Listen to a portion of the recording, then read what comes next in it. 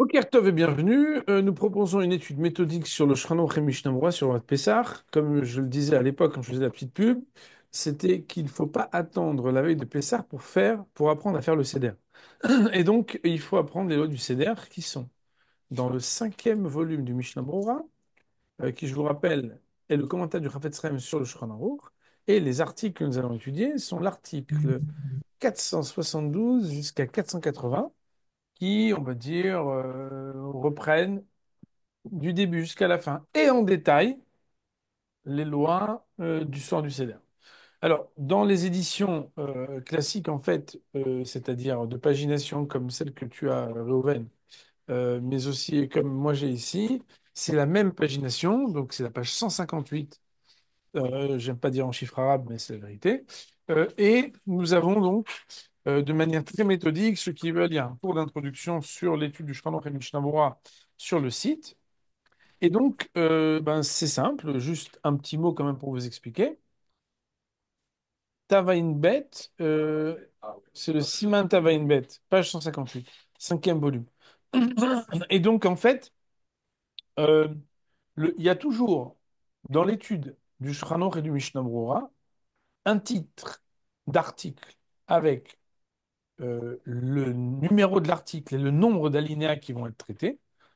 Ensuite, en caractère gras, nous avons les mots du Mechaber Rabbi Yosef Karo, qui est l'auteur du Shulchan Aruch. En caractère plus petit, dans les lignes d'en haut, donc un petit peu donc en paraphrase, on a le Rav Moshe Isserles, qui est le décisionnaire des Ashkenazim, qui met souvent des annotations pour dire quand il n'est pas d'accord ou quand il veut prendre en compte d'autres minhagim et parfois juste pour expliciter l'opinion de Rabbi Yosef Karo. Et le Mishnah Brura, qui est donc le commentaire du Chafetz Chaim, qui n'a rien à voir avec la Mishnah, hein, il faut que les choses soient claires, parce qu'il y a des gens qui ne comprennent pas ça ou qui ne savent pas. La Mishnah, c'est les 6 ans de la Mishnah, c'est la Torah orale qui n'a rien à voir avec le commentaire Mishnah Brura. Mishnah voulant dire enseignement, Mishnah Brura veut dire un enseignement clair. Et en fait, le Mishnah Brura a voulu écrire un enseignement qui était clair et limpide, des commentaires recueillis de la plupart des commentaires cruciaux du Shulchan Aruch. Si ça vous dit quelque chose, je peux vous dire qu'il y a le Magen Avraham, le Taz, le Pri Megadim, ouais, le Machatzit Shekel, le Birkei Yosef, etc. Je ne sais pas si ça vous dit grand-chose, mais ça vous laisse entendre que la synthèse, c'est quelque chose qui a une valeur extraordinaire. C'est qu'au lieu que vous ayez besoin d'aller au Kollel pour étudier tous ces commentaires, le Chafetz Chaim a fait un travail où, sur une même page, il amène tous les commentaires du Shulchan Aruch. C'est la raison pour laquelle, contrairement à ce que les gens pensent, les gens disent oui, mais bon, le Chafetz Chaim, il était Ashkenaz, nous, il y a des élèves des fois qui sont séfarades et qui disent moi, j'ai rien à voir. C'est pas vrai, c'est de l'ignorance de dire ça. Pourquoi? Parce que à l'époque du Mechaber et du Rama, il n'y a pas d'histoire d'Ashkenaz Sfarad. D'ailleurs, si on disait à quelqu'un, ça veut dire quoi? Les décisions Sfarad et les décisions Ashkenaz. Si c'est des coutumes du Maroc, de toute façon, elles seront écrites dans aucun livre, à part les Marocains qui sont très fiers d'être Marocains et qui sont fiers de ne pas être comme les autres. Et quand les Tunisiens ont leur livre, ils sont fiers des Tunisiens et ça. Donc, de quoi on parle ici? Il y a la base. La base, c'est quoi? Le Shulchan Aruch. Le Shulchan Aruch, c'est la base de la halakha pour tout le monde. C'est vrai qu'il y a des cas exceptionnels où la halakha n'est pas comme le Shulchan Aruch le dit, c'est très exceptionnel. Mais là-bas, c'est de connaître le Shulchan Aruch et le Rama. Après, de connaître les décisionnaires, certes, et c'est pourquoi j'utilise cette très belle édition, que je recommande d'ailleurs à chacun de se procurer, ceux qui n'ont pas déjà un Mishnah Berurah, hein, ceux qui en ont déjà, c'est l'édition qui ont fait le Ish Matzliach. En fait, il y a 3 ou 4 éditions qui prennent en compte les poskim sfaradim, les décisionnaires sfarad, et en fait, ils mettent dans le Mishnah Berurah des annotations à côté, où là-bas, on cite le Ben Ishraï, qui était à Bagdad, le Rav Ali Yosef, qui était le grand Rav d'Yerushalayim et d'Eretz Israël, le Rabbi Shalom Mezans, qui était le grand rabbin du Maroc et de Yerushalayim, mais aussi le Rav Mazouz, qui est le Rav de Kisra Hamim, et qui représente aussi les rabbins tunisiens de Djerba, entre autres, et encore le Birkei Yosef, qui est donc le Hida, Rav Chaim Yosef David Zoulay. Hein, ah non, pardon, c'est pas. Et en réalité, Rabotai, en fait, on va donc apprendre Shulchan Aruch, Mishnah Berurah, plus les décisionnaires. Les décisionnaires qui sont ici principalement évoqués, c'est les décisionnaires Sfarad, puisque les décisionnaires Ashkenaz, vous les avez déjà dans Mishnah Berurah, et qu'il faudra aussi connaître. Donc, sans plus attendre, Et de manière méthodique, ben, on a la chance aujourd'hui de pouvoir partager aussi un document pour pouvoir l'étudier ensemble. Donc, je propose voilà, de mettre ce document à disposition pour pouvoir l'étudier. Ben, je pense que tout le monde le voit, hein, ce document maintenant. Et nous allons commencer donc. euh, ouais, est-ce qu'on voit toujours le doc? C'est bon? Vous le voyez ou pas? Parfait, là je le vois plus, mais on le voyait. Très bien. Ah, ok, très bien. Donc, ce document, donc, il a une page, excusez-moi, désolé, on est en direct, voilà, voilà, top, c'est un peu nouveau. Là. Donc, nous allons commencer à lire cette partie là où j'ai mon curseur, là, ok? Et ensuite, donc, on va d'abord lire la partie du dessus, qui est la partie en fait du Shulchan Aruch. On ira aussi donc dans la deuxième page, on lira aussi jusqu'au deuxième alinéa, méthodiquement. Je vous donne aussi une petite remarque méthodologique. Le nom Seif veut dire une branche, mais veut dire un alinéa. Le nom Seif Katan, c'est les petites annotations entre parenthèses qui sont en écriture carrée. Il existe sur cette même ligne que vous pouvez voir, en fait, la première grande ligne en bas, en dessous de l'article Tava Bet, vous avez, vous voyez, plusieurs petites annotations. Je donne un exemple. Ok, il y a un gros Aleph en carré au début. Ensuite, il y a un tout petit Aleph à côté du mot Ié, qui est aussi en carré, mais qui n'est pas entouré de parenthèses. Vous le voyez? Ouais. Mhm. Ensuite, il y a un troisième Aleph entre parenthèses en écriture carrée après le cinquième mot. Et ensuite, trois mots plus tard, il y a un petit Aleph en écriture Rashi. Alors, je ne vais pas vous faire la présentation de tout, mais je vais vous dire que nous serons concernés par les annotations qui seront en écriture carrée et entre parenthèses. Et lorsque je dirais, par exemple, Seif Katan Aleph, c'est comme si je double-cliquais et je descendais en bas dans la colonne de gauche où il y a là-bas un gros Aleph et un petit Aleph pour dire Seif Katan Aleph. Si c'est pas clair, dites-le moi tout de suite et j'essaie de vous expliquer. OK? Ok. Et s'il y a un gros Aleph et un petit Aleph, ce sera lequel en bas? Alors, en fait, le gros Aleph, il introduit à propos de quel alinéa on va parler. Et le petit Aleph, entre parenthèses, il nous dit de quelle partie de cet D'accord. alinéa on va parler. Par exemple, moi aussi, j'enseigne depuis donc des années, hein, le Mishnah Berurah, bien évidemment. Mais j'ai toujours l'habitude de dire que pour pouvoir bien comprendre le Seif Katan, c'est-à-dire l'annotation, il faut remettre dans le contexte le titre de l'annotation pour savoir de quoi on parle. Alors, ceux qui ont fait des études, ils savent que, bon, voilà, il y en a plein comme ça. Alors aujourd'hui, comme on est dans un monde extrêmement lien hypertexte, en fait, on n'a même plus l'habitude parce que, voilà, on reclique, on regarde ça. Moi, vous verrez que je le ferai méthodiquement, je le ferai très rapidement, mais je le ferai méthodiquement, de manière à ce que, bah, en fait, on ne soit pas perdu. Parce qu'il faut savoir que c'est en apprenant à rouler doucement avec beaucoup de méthodes qu'on peut rouler très très très vite en gardant les mêmes réflexes. Je ne sais pas si vous êtes comme moi surpris des réflexes naturels qu'on a en voiture quelle que soit la vitesse qu'on a, parce qu'on a appris d'abord à rouler avec les bras à 10h10 quand on roulait à 30. Voilà. Donc, il n'est pas 10h10 et on est déjà bien en retard, donc on va commencer. Le Shulchan nous dit, Tav Ain Bet, c'est le numéro de l'article. Tav, c'est la même règle de 400. Ain, c'est la même règle de 70. Bet, c'est la même règle de 2. 472. Dîner Asiba, Verba Kosot. Les lois de Hassiba. Alors, le mot Hassiba veut dire l'accoudement. Les lois de l'accoudement, verba kosot, et des quatre verbes. Kos, singulier, kosot, pluriel. Arba kosot, les quatre verbes. Ubo, et à l'intérieur duquel, sous-entendu cet article Tavaïn Bet, dans cet article, Tet Zain Seifi. Il faut savoir que le numéro 15, 16 et 17 ne s'écrivent pas en hébreu avec un yud, mais avec un tet. Alors pour le Yud, c'est évident, puisque Yud et He à côté font 15, mais il faut aussi un des noms ineffaçables d'Hachem. Pour le Yud et Vav, ou pour le Yud, et le Yud, pardon, pour le Yud. Yud et Vav, en fait, on ne l'explique pas de la même manière, mais il faut le savoir, c'est que pour faire 15, on peut faire 10 et 5 ou 9 et 6. C'est la raison pour laquelle tout Bishvat, tout Be'av tout, c'est pas pour dire tout, T-O-U-T, mais tout, c'est tête et vav, qui veut dire 9 et 6, 15. C'est la raison pour laquelle, donc en fait, quand on va voir tête vav et tête zain veut dire 16. OK? Tête vav, tête zain, du 15 ou 16. Donc il y aura 16 alinéas à cet article du Shulchan Aruch. Voilà, j'espère que je me suis exprimé clairement. Le mot séif, qui veut dire une branche, une ramification, c'est un sous-article. Moi, j'appelle ça un alinéa par convention de langage. Voilà, je fais une petite introduction méthodique, mais maintenant, on va avancer. On y va. Aleph, donc c'est le séif Aleph. Yesh lahanu aruch mi be'odium kedei le'echol miyad keshet ihshach. On a un point, on va d'abord traduire. Yiyeh sera shulhano, sa table, aruch, dressé mi be'odium, alors qu'il fait encore jour, autrement dit avant que la nuit ne tombe, Kedei lechol miyad keshet yachar, afin de manger immédiatement lorsqu'il fera nuit. Le mot keshet yachar a la racine hosher. Keshet veut dire lorsque, keshet yachar lorsqu'il fera nuit.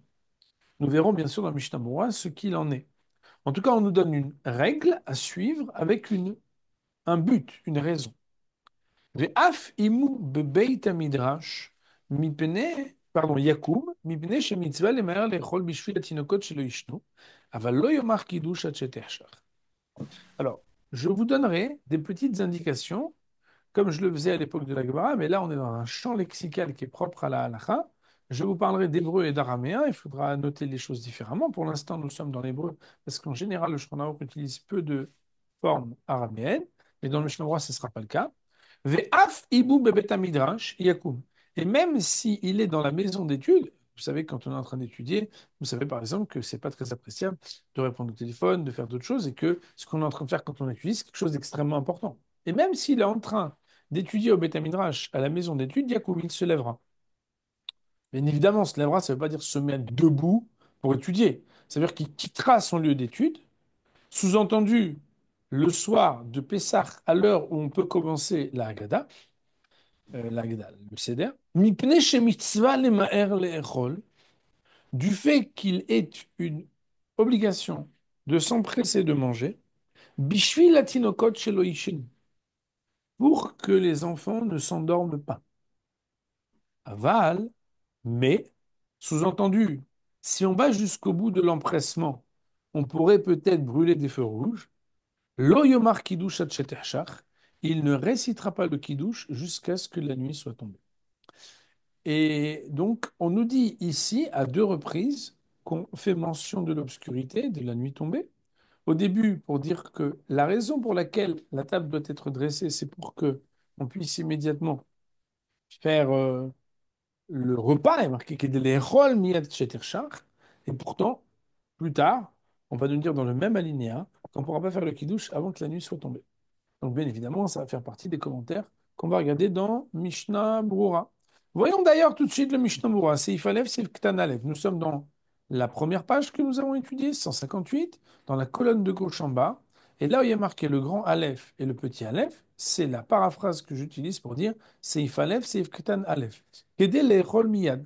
Ce titre, en caractère gras, on va le recadrer pour dire que c'était la raison pour laquelle il fallait que la table soit dressée. Nous dit Mishnah Brura Miyad, Lav Davka. Ça n'est pas exactement cela. On voit ici que le Mishnah Brura nous dit que les mots du Shulchan Aruch ne sont pas exacts. Pourquoi? C'est simple. Parce qu'en fait, on ne mange pas immédiatement quand la nuit est tombée. Le but, c'est pas de manger immédiatement quand la nuit est tombée. Je vous rappelle, pour ceux qui sont dans l'ambiance de Purim, qu'on a Kadesh, Ohaz, Karpas, Yahatz, Magid, Ortsa, Motzi, Matzah, Maror, Korer, Shulchan Aruch. On a 9 étapes avant d'arriver au moment où on commence à manger. D'ailleurs, il y a eu une petite blague. Une fois, j'étais chez quelqu'un et puis bon, j'étais un jeune avraire. J'avais préparé énormément euh, de, comment on appelle ça, de commentaires. Quand je vous dis énormément, c'était énormément. C'est-à-dire, je faisais que étudier à l'époque. Et il m'avait invité, et ils étaient très contents et tout. Sauf que le mari, pour rigoler, il dit, et il servir un bon repas chaud. C'est marqué dans ma Haggadah, il servir un bon repas chaud. Et il attendait toute la soirée, savoir quand est-ce qu'il allait s'arrêter, ce barbu, pour qu'on puisse commencer à manger. Parce que c'est bien beau de parler, paix, ça, mais à un moment ou à un autre, il faut manger. Bon, c'était très très sympathique, hein.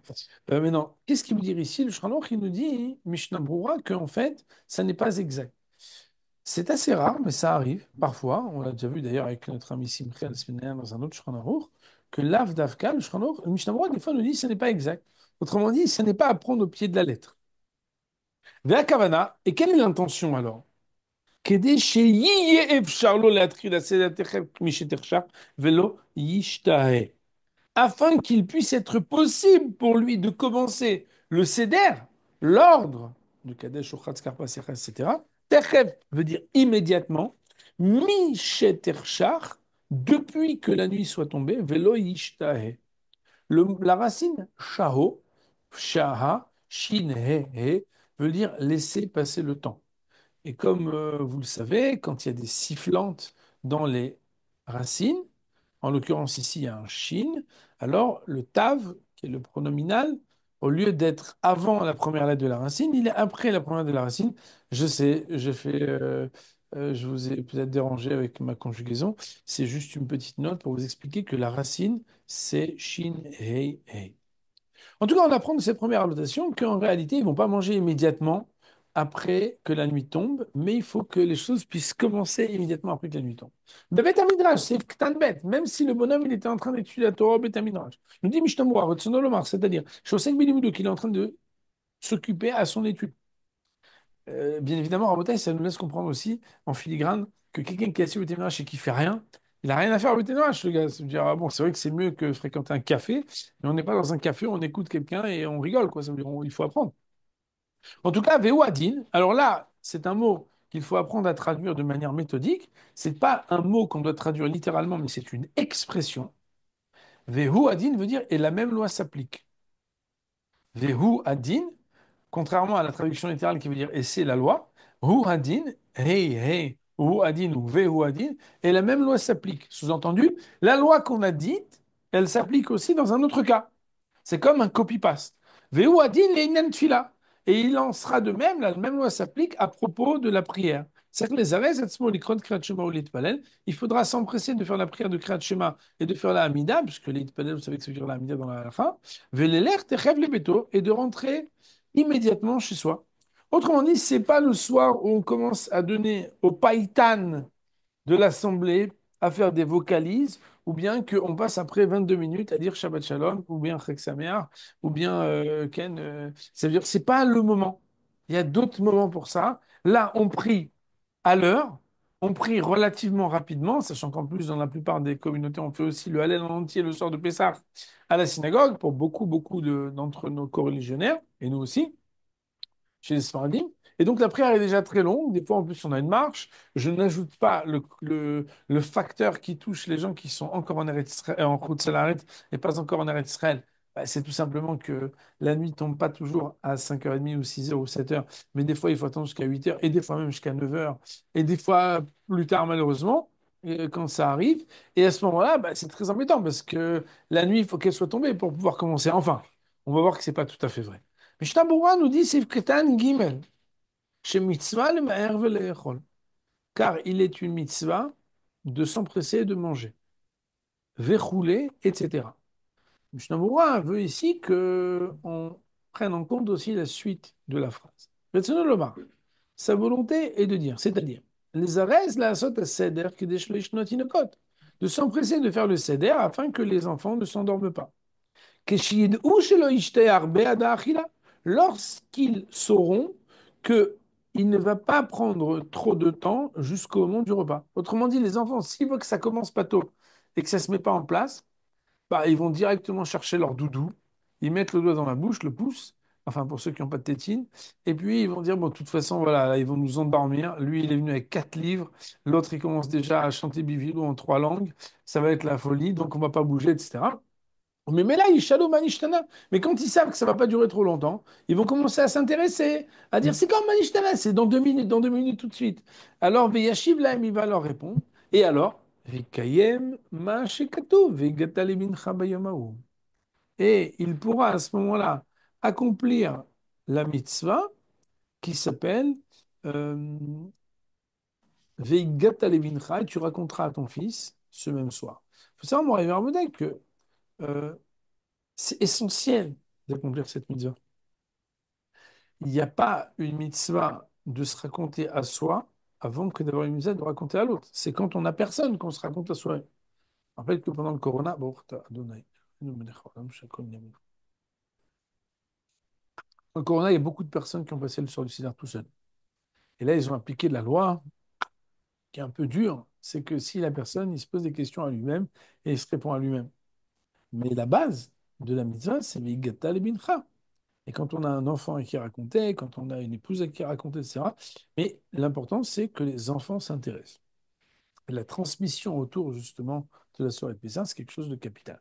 C'est Katan Dalet, Avalo Yomar Kiddush. On se rappelle que plus haut, on avait dit que il faudra s'empresser de manger pour que les tinocotes ne dorment pas. Mais on avait dit que, par contre, le Kiddush, il ne faudra pas faire jusqu'à Hatchetersha. Nous dit Mishnah Brura. C'est Ktan Dalet, Avalo Yomar Kiddush. Retsono Lomar. De l'Oteima, afin que tu viennes pas à dire que quoi? Que Kevan chez Mitzvah les Maher, puisqu'on a vu qu'il y a une mise de s'empresser. Yetri la Kiddush V'Agada Mi Bodiam. On va commencer un peu plus tôt avant que la lune ne tombe. Comme ça, on sera tranquille. Que Moshe Matsinu be Shabbat ve Yom Tov. Comme on a trouvé à propos de Shabbat et de Yom Tov. Que quoi? Sheachol Yosif Mechol ala Kodesh. Qu'on peut prendre un peu du jour ouvrable et l'introduire dans la Kedusha du Shabbat et du Yom Tov. Ou le Kadesh Velechol Mi Bodiam. Et on a le droit de faire le kidouche avant que la nuit soit tombée. C'est la halakha. On se rappelle bien des vendredis soirs en France, en été, où il faisait encore, j'oserais dire presque plein jour, même si on devait être absolument après le plague, et qu'on faisait le kidouche et on mangeait, etc. Canal Bissimon Resh Samech Zayin, comme plus haut dans l'article 267, où là-bas, si on se calquait sur les habitudes habituelles de Shabbat et de Yom Tov classiques en dehors du soir de Pessah, et bon, bientôt on étudiera un Siman de Shavuot, ou qu'on verra dans le Siman de Shavuot aussi, on devra attendre. Kamash Malan, alors l'expression Kamash Malan, on l'a vu dans la Gemara, mais là vous l'apprenez, c'est ce que vient nous enseigner, sous-entendu qui? Le Shulchan Aruch, et les Gabé Pessah, Enoken, qu'à propos de Pessah, il n'en est pas ainsi. Le mot gabé ou les gabé veut dire à propos d'eux. C'est ça que vient nous apprendre le Shulchan Aruch, qu'à propos de Pessah, Enoken, il n'en est pas ainsi. Lévi, Shachilat Matzah ou le Pessah, du fait que le fait de manger la matzah a été rapproché au Korban Pessah. Autrement dit, le passouk qui parle de manger la matzah dans la Torah, il a été mis à côté du passouk qui dit qu'il faut manger le Korban Pessah. Et alors, c'est le début d'une phrase. Il faut accrocher, il faut rester concentré. Chez Neymar, parce qu'il est marqué Al matzot umrorim yocheluhu. Sur les matzot et les herbes amères, ils le mangeront en parlant du Corban Pessah. Autrement dit, mon révérend Boutaï, le Corban Pessah, à l'époque du temple, il fallait le manger avec les matzot et le maror. Et alors, ben, si on les a mis dans un seul package, c'est que les règles du Corban Pessah seront applicables aussi à la l'intervalle de temps durant lequel tu auras le droit de manger la matzah et le maror, puisqu'on les a mis ensemble. Et alors, ou Pesach, Enone, Chalela, Balaïla. Et le Corban Pessah, lui, ne peut être mangé que la nuit. Pourquoi? Parce qu'il y a marqué que c'est seulement le soir qu'on peut manger le Corban Pessah. C'est dans la Torah explicite. Et alors quoi? Ve'akidouche, tzarich liot b'shar ruya lematzah. Or, le kidouche lui-même, il doit être aussi au moment où on a le droit de manger la matzah. Et alors quoi? Il en ressort que le kidouche qui doit être fait le soir de la sanctification du jour, qui se justifie par le fait que c'est Pessah, c'est le temps où on va manger la matzah et le korban Pessah. Et le kidouche, on sait qu'il doit être Bema comme Seouda, et le kidouche, il doit, etc. Alors, je crois qu'on a une petite annotation. Bon, on va pas regarder ça maintenant.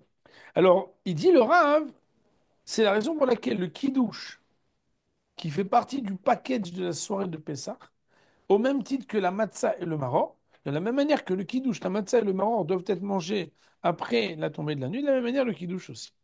Ve'od, et de plus, des kos shel kiddush yahat marba kosot, que le verre du kidouche il n'est pas seulement le kiddush, parce que ce soir-là, il a une double fonction. Il est le verre du kiddush, comme on sanctifie tous les Yom Tov, mais il est aussi Han Marabakosot, un des 4 verres de vin. Vekulu Bataragada, Omatsa Omar, on grillerait. Et tous, sous-entendu les 4 verres de vin, ils sont traînés derrière la Haggadah, le Matzah et le Maror. Autrement dit, tout ce qu'on est en train de dire qu'il faut prendre les 4 vers, on sait bien que c'est en souvenir des 4 langages de délivrance. Or, ces 4 langages, ils sont dits autour de quoi? Autour de la sortie d'Égypte. Donc, c'est pas à sa place de faire le kiddush avant que la nuit soit tombée. Ad shetershach, nous dit Sif Katanhei, Retsono lomar le'achar tzet kochavim, c'est-à-dire après la sortie des étoiles, velo ben hashmashot, et pas lorsque le soleil s'est déjà couché mais que la nuit n'est pas encore tombée.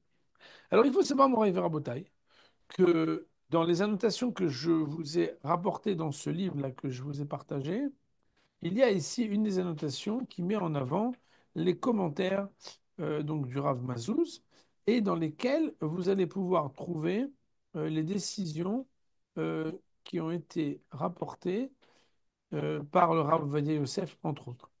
Alors, dans ce texte que vous voyez peut-être ici, il nous dit Bedi Avad et a posteriori, Im Kidesh afilu mi beodium. Si quelqu'un a fait le Kiddush alors qu'il faisait encore jour, Yatsa, ou Beshat Adhak, et je suis dans la deuxième page de la notation 1, dans la marge extérieure du côté gauche dans la page, il y a marqué et dans un cas d'étroitesse. Yachol le kadesh mi beodium afilu le kathila. On aura le droit de faire le kiddush même plus tôt. A priori, c'est la fameuse responsable de Rav Yosef qui dit que en Khutzala Haaretz, ou si on attend la tombée de la nuit avec les sorties des étoiles pour commencer le soir du Seder, il y a des maisons et des enfants et des situations où c'est sûr que on va pas terminer avant des heures très tardives et que les enfants ils vont s'endormir. On le comprend. Puisque entre Kadesh, Urhatz, Karpas, Yahatz, Magid, déjà on a les 5 premières étapes avant d'arriver à Manishtana. Ces 5 étapes, elles prennent énormément de temps. Vous savez bien ce que c'est de faire se laver les mains à 10 ou 20 personnes et des fois plus encore. Et vous savez bien ce que c'est tout ce qu'on fait autour de Urhatz, Karpas, Yahatz, etc. C'est la raison pour laquelle, en fait, il faut être capable d'avoir un peu de réflexion. ומי הוא הציבור ושאר המצות, מצוות הסדר, אם עשם בעוד יום יחזור לעשות המצטקות. Rabbi Yosef dit, ça c'est uniquement pour le kiddush. Ça c'est uniquement pour l'ablution des mains. Mais Karpas, c'est déjà une étape qu'on doit absolument faire normalement à la tombée de la nuit. Si on les a fait, alors on serait yotse, mais on n'aurait pas le droit. Conclusion de ce qu'on est en train de dire, c'est que s'il est vrai que d'après le Shulchan Aruch, le kiddush lui-même, il faudrait attendre de le faire à la tombée de la nuit, ceci n'est valable que lorsqu'on est dans un pays, dans une situation où c'est quelque chose qui est à l'aise. Mais sinon, le kiddush, kadesh, donc muhatz, et se laver les mains, on pourra même l'avancer à le faire plus tôt, même si ce n'est pas idéal, on devra prendre en considération les nécessités. Quand par exemple quelqu'un il a plusieurs petits-enfants qui sont en bas âge à table et qui voit qu'ils vont s'endormir et que ça aura une signification et une différence de prendre ces précautions-là, alors il pourra avancer de faire le kiddush et la première ablution. Bien pour le Seif Aleph, nous allons dire Baruch Olam, Amen ve Amen.